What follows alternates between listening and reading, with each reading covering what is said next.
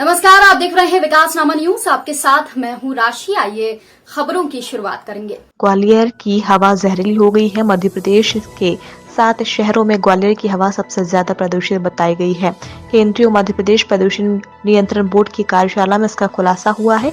National clean air programme के तहत प्रदेश के 7 शहरों की वायु गुणवत्ता की समीक्षा के दौरान ये खुलासा हुआ है। समीक्षा के दौरान इस बात की चिंता भी जाहिर की गई है कि ग्वालियर में समय रहते हालत नहीं सुधरे तो दिल्ली जैसे हालात बन सकते हैं।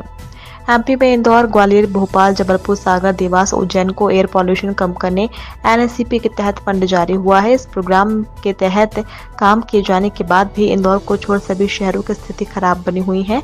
केंद्रीय पर्यावरण, वन और जलवायु परिवर्तन मंत्रालय पिछले 5 साल से एनसीएपी का काम कर रहा है। देखिए, इसमें ग्वालियर शहर प्रदूषित शहर है वायु गुणवत्ता के लिहाज से। इस तरीके के करीब 150 शहर पूरे इंडिया में चुने गए हैं जिनको एनकैप प्रोग्राम के अंतर्गत शामिल किया गया है। सेंट्रल गवर्नमेंट का एनकैप प्रोग्राम है। इसमें नेशनल क्लीन एयर प्रोग्राम कहते हैं इसको। इसमें ग्वालियर शहर भी है। इस क्लीन एयर प्रोग्राम को कई बिंदुओं के आधार पर पूरा एक कार्य योजना तैयार की गई है और उस कार्य योजना पे नगर निगम ग्वालियर द्वारा काम किया जा रहा है। सीधा सेंट्रल पोल्यूशन कंट्रोल बोर्ड की निगरानी में ये सारे काम होते हैं और सेंट्रल पोल्यूशन कंट्रोल बोर्ड इनकी मॉनिटरिंग करता है और इसके बाद इन कामों की प्रोग्रेस को देखते हुए फंड रिलीज़ होता है सेंट्रल गवर्नमेंट से और उससे इनको कार्रवाई करनी होती है। देखिए, ग्वालियर में 2 चीज़ें हैं कि मध्य प्रदेश के कॉन्टेक्स्ट में अगर हम देखते हैं तो ग्वालियर नॉर्थ बेल्ट में लगता है। नॉर्थ बेल्ट का एटमॉस्फेरिक कंडीशन और जलवायु दूसरी जगह से बिल्कुल डिफरेंट है। दूसरा चीज़, यहाँ पर जो एलुवियल सॉइल है वो एक बहुत बड़ा कारक है क्योंकि ये नेचुरल वे में भी एयरबॉर्न होके हवा में इसके पार्टिकल्स घूमते रहते हैं और इसके कारण ज़्यादा आता है।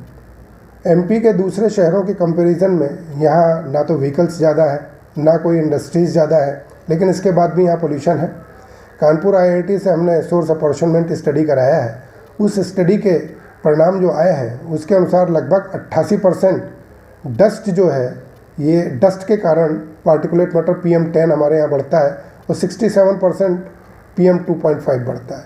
मतलब यहाँ मेजर कारण जो है ये नेचुरल रूप से उपलब्ध डस्ट है जो खुले मैदानों में होती है और ये फिर रोड में आ जाती है और वाहनों के चलने पे लगातार सस्पेंशन में बनी रहती है।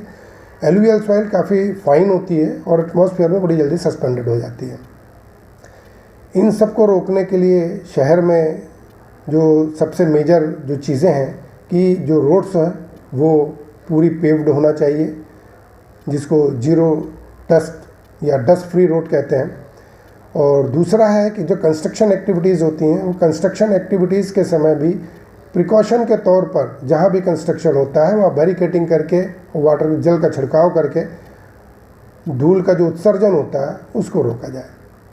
आपके द्वारा अभी तक कहाँ तक क्या कार्रवाई की जा रही है मतलब तक रोकने के लिए? देखिए, इसमें ग्वालियर के लिए एक इम्प्लीमेंटेशन कमेटी का गठन हुआ है जिसके अध्यक्ष कमिश्नर ग्वालियर होते हैं। समय समय पर उनके साथ में इम्प्लीमेंटेशन कमेटी के जो भी मेंबर्स हैं उनके साथ मीटिंग होती है और मीटिंग में निर्णय लिए जाते हैं कि कहाँ किस काम को करना है और क्या प्रोग्रेस है।